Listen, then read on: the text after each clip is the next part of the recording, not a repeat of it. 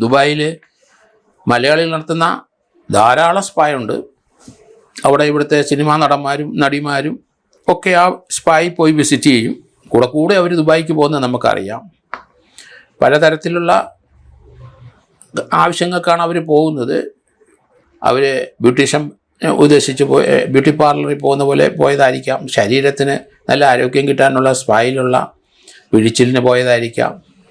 Body മേക്കപ്പിന് പോയതായിരിക്കാം. പല കാരണങ്ങൾ പറയുന്നുണ്ടെങ്കിലും അവിടെ കൂണുപോലെ സ്പായെ ദുബായ് മുളച്ചു പൊന്തി വർഷങ്ങളായി.